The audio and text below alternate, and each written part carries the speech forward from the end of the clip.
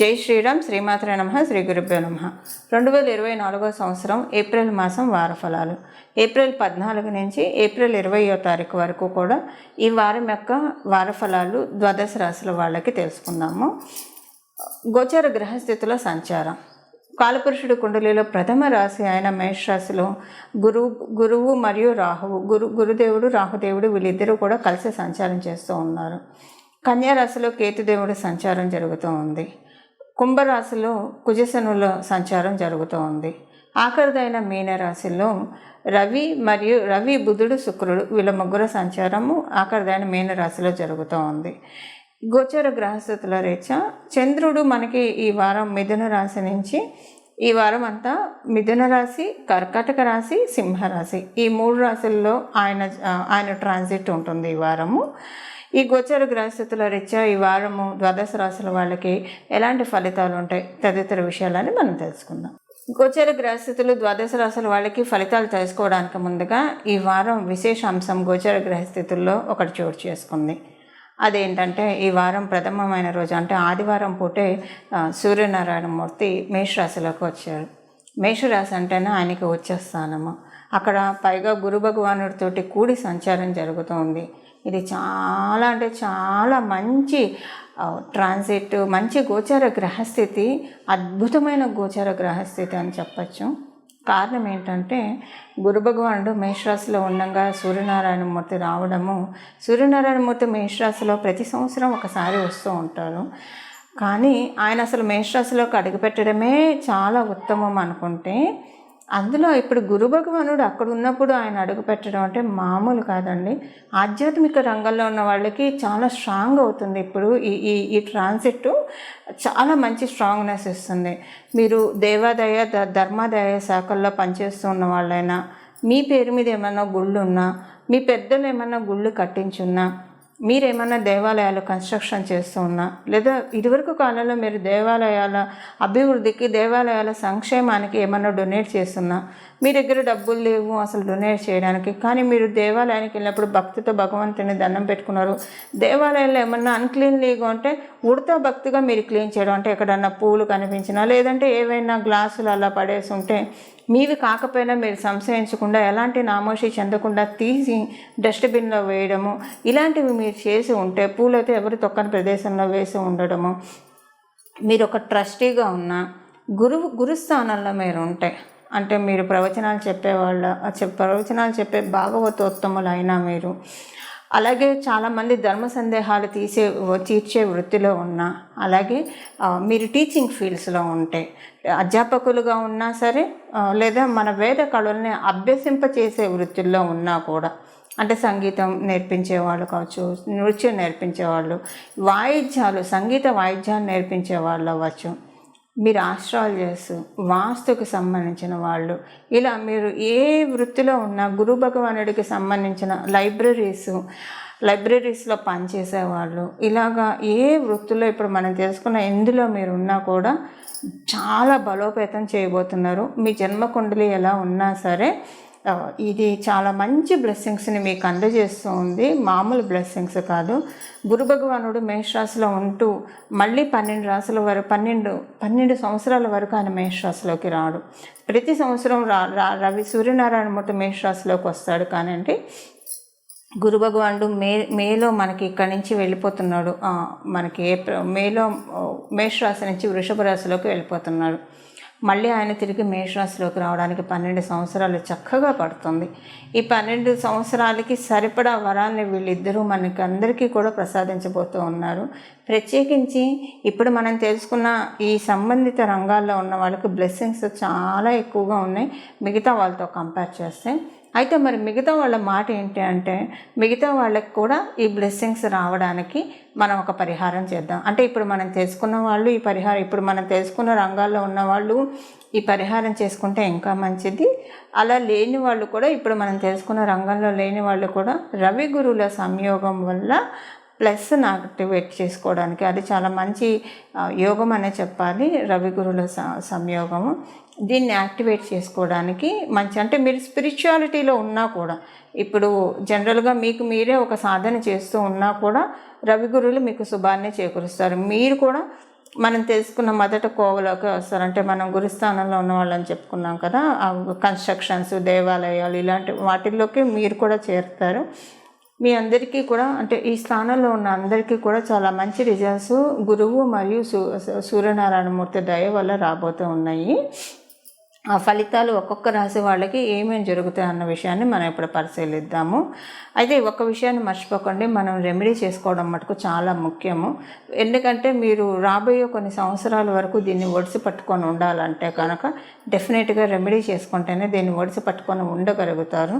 Otherwise ఇప్పుడు గోచారం ప్రసాదించేది ప్రసాదిస్తుంది. ఇప్పుడు మనకి వర్షం పడుతుంది, అన్ని వర్షం నీటిని నిల్వ చేసుకుంటే మనకి వాటర్ నిల్వలు ఉంటే కనుక తర్వాత మనకి వర్షాలు సంవత్సరం అంతా ఉపయోగపడతాయి.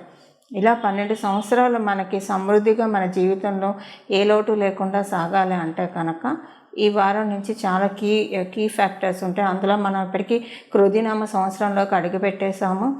సో మనకి సంవత్సరం మొదట్లో కొన్ని శుభక్రతువులు చేయడం వల్ల చాలా మంచి ఫలితాలు వస్తాయి.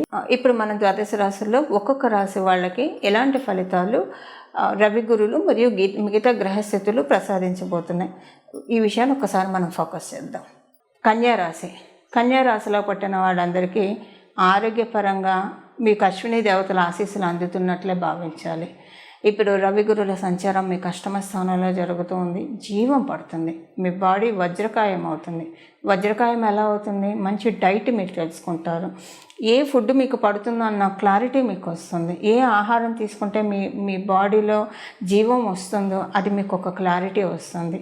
అది ఎవరి ద్వారా అయినా కావచ్చు, లేదా మీకైనా సెల్ఫ్గా అయినా, సెల్ఫ్ రియలైజేషన్ ద్వారా అయినా ఉంటుంది.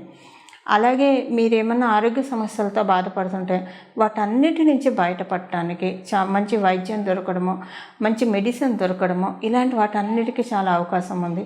మీరు విదేశాలు వెళ్ళాలని ప్రయత్నిస్తూ ఉంటే రాబోయే అంటే ఇప్పుడు ఈ వారంలో చోటు చేసుకుంటున్నా సరే రాబోయే 3 సంవత్సరాల్లో కూడా ఇది డెఫినెట్గా జరిగి తీరుతుంది. అలాగే మీకు ఏదన్నా ప్రాపర్టీస్ పెండింగ్ ఉంటే కనుక అవి మూవ్ అవుతాయి. అది మీరు అమ్మాలనుకున్నా, కొనాలనుకున్నా ముందుకు మూవ్ అవుతాయి. అవి ఇక్కడి నుంచి ఈ వారం నుంచి ఆ ప్రోగ్రెసివ్ వే స్టార్ట్ అవుతాయి, ముందుకు మూవ్ అవుతాయి.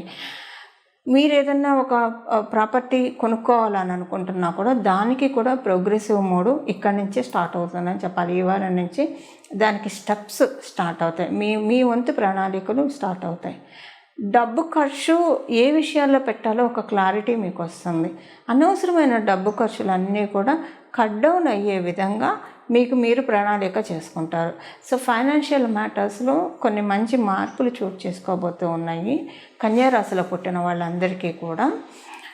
ఇది మీ రాశిలోనే కేతు భగవానుడు కూడా సంచారం చేస్తూ ఉన్నాడు కాబట్టి అనుక్షణం ఇప్పుడు అంటే మీ రాశి అంటే మీ తల మీద ఆయన కూర్చున్నాడు, మీ ఆలోచనలను ఆయనే డ్రైవ్ చేస్తున్నాడు. ఆయన ఎలాంటి ఆలోచనలు ఆయన ఇష్టపడతాడంటే pure, in and out pure. ఒకళ్ళ గురించి పొరపాటున కూడా ఫర్గివ్ అండ్ ఫర్గెట్, ఇది కీవర్డ్ కేతు భగవానుడికి. ఒకవేళ మీ వల్ల ఎవరికైనా మిమ్మల్ని ఎవరైనా ఇబ్బంది పెట్టుంటే దాన్నే తలుచుకుంటూ కుంగిపోకండి, ఫర్గివ్ చేసేసేయండి, ఫర్గెట్ చేసేసేయండి. మీకు తెలియకుండా మీ వల్ల అవతల వాళ్ళు ఇబ్బంది పడి ఉంటే దానికి కూడా మీరు ఫర్గివ్నెస్ అడగాలి. ఫర్గివ్నెస్ అడిగి మూవ్ ఆన్ అయిపోండి. ఇప్పుడు ఏంటంటే ఇలా చేయడం వల్ల కేతు భగవానుడు మీకు గోచారంలో వచ్చే యోగాలకు కావచ్చు, లేదా మీ జన్మజాతకంలో ఉన్న యోగాలు అడ్డు చెప్పకుండా ఆయన ఇవ్వడానికి అవకాశం ఉంటుంది. లేకపోతే మొదట ఆయన అడ్డుగా నిలబడతాడు మీకు యోగాన్ని రానియకుండా కొంత. అందుకని పైగా ఆయన వెళ్ళిపోయేప్పుడు, ఇప్పుడు కాదు ఇంకా సంవత్సరం ఉంటాడు, ఆయన వెళ్ళిపోయేప్పుడు మంచి బ్లెస్సింగ్స్ మీకు ఇచ్చి వెళ్తాడు. మీరు కనుక చక్కటి అంటే జనరల్గా మీ థాట్ ప్రాసెస్ చాలా బాగా ఉంటుంది, అందులో ఏ విధమైన సందేహం లేదు. 10 మంది మంచి కొడతారు, చాలా బోల్డ్ నేచర్ ఉంటుంది. బట్ అయినా కూడా ఒక రికన్సైల్ చేసుకుంటూ ఉండండి, ప్రతిరోజు చేసుకుంటూ ఉంటే కనుక ఇంకా యోగాన్ని మీరు యాక్టివేట్ చేసుకోవడానికి అవకాశం చక్కగా ఉంటుంది. ఇవి మీకున్న ఫలితాలు ఈ వారంలో. చూశారు కదండి మీ రాసే వాళ్ళకి ఏ ఫలితాలు. ఇప్పుడు మనం పరిహారాన్ని తెలుసుకున్నాం. ఈ వారం పరిహారం వచ్చేసేసి మీరు ఈ వారం అనే కాదండి, ఇది మీరు ఇక్కడి నుంచి ప్రారంభించి అంటే ఇప్పుడు మనం తెలుసుకునే 14వ తారీఖు నుంచి ప్రారంభించి మళ్ళీ వచ్చే 14వ తారీఖు వరకు కూడా అంటే మే 14వ తారీఖు వరకు కూడా ఇప్పుడు మనం తెలుసుకోబోయే ఈ పరిహారాన్ని కంటిన్యూ చేయడానికి ప్రయత్నించండి. దీనికోసం మీరు చిన్నగా డొనేషన్స్ చేయాలి. మీ శక్తి ఎంత ఉంటే అంత డొనేషన్స్ చేయడానికి ప్రయత్నించండి. ఈ డొనేషన్ దేనికి చేస్తారు? గోశాలకు చేయండి, ఏదైనా దేవాలయానికి చేయండి. దేవాలయంలో ఉన్న పురోహితులకి ఏదైనా మీకు తోచిన దక్షిణ ఇచ్చి వారి ఆశీస్సులు అందుకోవడానికి ప్రయత్నించండి. ఇప్పుడు మనం తెలుసుకున్న ఈ రోజుల్లో ఏ రోజు చేసినా పర్వాలేదు. మీకు కుదిరితే కనుక మనం తెలుసుకున్న వ్యవధిలో అంటే ఈ ఏప్రిల్ 14 నుంచి మే 14 లోపల కనీసం ఒక 3 సార్లు దానాలు చేయడానికి ప్రయత్నించండి. 3 సార్లు కుదరని వాళ్ళు ఒక్కసారి ఇచ్చినా పర్వాలేదు. ఎవరెవరికి డొనేట్ చేయాలన్న విషయాన్ని ఇప్పుడు నేను చెప్పాను. ఇంకా ఎవరెవరికి చేయాలనేది నేను చెప్తాను. గోశాల ఒకటి, కన్స్ట్రక్షన్ అవుతున్న దేవాలయాలు ఒకటి, ఆల్రెడీ కన్స్ట్రక్షన్ అయ్యి పునరుద్ధరణ కోసం ఏమన్నా మహదవకాశాన్ని ఇచ్చి ఉంటే దానికి మీకు తోచినంత, శక్తికి మించి చేయమని చెప్పి ఎవరు చెప్పరు. మీకు తోచినంత మీ ఇంటి దగ్గర ఉన్నది కావచ్చు, మీకు తెలిసిన చోట కావచ్చు. ఇలాగా ఇప్పుడు కొన్ని సంస్థలు ఉంటాయి, ప్రజలకి సేవలు చేసే సంస్థలు, అలాంటి వాటికి మీరు డొనేట్ చేయడము. కొన్ని చోట్ల అనాథ శరణాలయాలు ఉంటాయి, అలాంటి చోట మీకు తోచినంత అమౌంట్ వాళ్ళకి డొనేట్ చేయడము. వయోవృద్ధులు ఉన్న అనాథ శరణాలయాలు కూడా ఉంటాయి, హ్యాండిక్యాప్డ్ ఉన్న అనాథ శరణాలయాలు ఉంటాయి. వాళ్ళకి మీకు తోచినంత డొనేట్ చేయడం వల్ల చాలా చక్కటి ఫలితాలు ఉంటాయి. బయోలాజికల్ గురువులు మీకు ఎవరైనా ఉంటే కనుక, మీరు ఎవరినైతే గురు సమానంగా భావిస్తూ ఉన్నారో వాళ్ళకి కూడా మీకు తోచినంత ఏమన్నా వాళ్ళు చేసే సేవా కార్యక్రమాలకి మీరు డొనేట్ చేస్తే కనుక ఇప్పుడు చేసే ఈ డొనేషను మీకు పూర్వజన్మ పుణ్యాన్ని యాక్టివేట్ చేస్తుంది. ఈ జన్మలో మీకు రావాల్సిన యోగాలు, మీకు జన్మ కుండలీలు ఫ్రీజ్ అయిపోయి ఉంటే అవన్నీ కూడా అన్ఫ్రీజ్ అయ్యి మీకు ఫ్రీ ఫ్లోగా, అంటే ఇప్పుడు చూడండి అన్నీ కళ్ళ ముందే కనిపిస్తున్నాయి, ఏ పనులు అవ్వట్లేదు, అన్నీ ఇక్కడ దాకా చివరి దాకా వచ్చి ఆగిపోతున్నాయి, అసలు ఏం అర్థం కావడం లేదు. ఇలాంటి సిచ్యువేషన్స్ మనకి జీవితంలో వస్తూ ఉంటాయి. అలాంటివి రాకుండా ఈ పరిహారం చేసుకోవడం ద్వారా మిమ్మల్ని మీరు పరిరక్షించుకోవడానికి చక్కగా అవకాశం ఉంటుంది. ఇప్పుడు మనం తెలుసుకున్న ఈ సెగ్మెంట్లో ఎవరికైనా కూడా మీరు డొనేషన్స్ చేయడము, అలాగే దాంతోపాటు మేధా దక్షిణామూర్తి స్వామి వారి శ్లోకాన్ని ప్రతిరోజు వినడానికి ప్రయత్నించండి. మీరు చదివితే ఇంకా మంచిది. ఒక 3 సార్లు చదవడం, కానీ మీకు చదవడం రాకపోతే అప్పుడు 3 సార్లు వినడం, ఈ రెండిట్లో ఏదో ఒకటి చేయండి. ఈ డొనేషన్స్తో పాటు చక్కటి రవి గురుల ఆశీస్సులు మీరు అందుకోండి. ఈ సూర్యనారాయణమూర్తి మరియు గురుదేవుడు ఆశీస్సుల వల్ల మన జీవితంలో జరిగే ఫలితాలు ఏంటంటే, ఉద్యోగంలో, వ్యాపారంలో గ్రోత్ ఉంటుంది. మీరు చేపట్టే ప్రతి పనులు కూడా విజయవంతంగా ముందుకు సాగుతాయి. అలాగే మీకు ఏదైనా ఆపర్చునిటీస్ చివరి దాకా వచ్చి ఆగిపోతూ ఉంటాయి. అదృష్టం ఆతృటిలో తప్పిపోయే వాళ్ళు చాలామంది ఉంటారు. అలాంటి వాళ్ళందరికీ కూడా ఈ పరిహారం ఉపకరిస్తుంది. మీరు శక్తి ఉంటే కనుక లోపత్వం చూపించకుండా దానం చేయండి.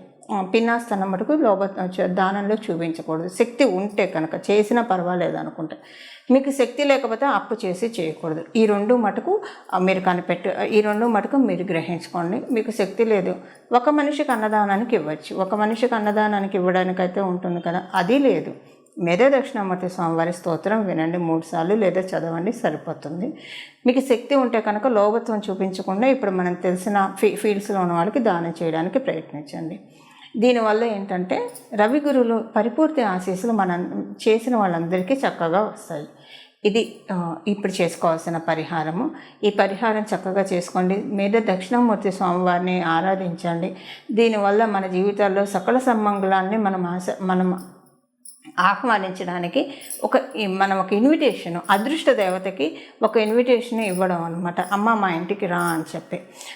అంటే ఎప్పుడు మనం అలా అదృష్ట దేవతకి ఇన్విటేషన్ ఇవ్వడం అనేది విడిగా మనకి జరగదు, ఇప్పుడే జరుగుతుంది.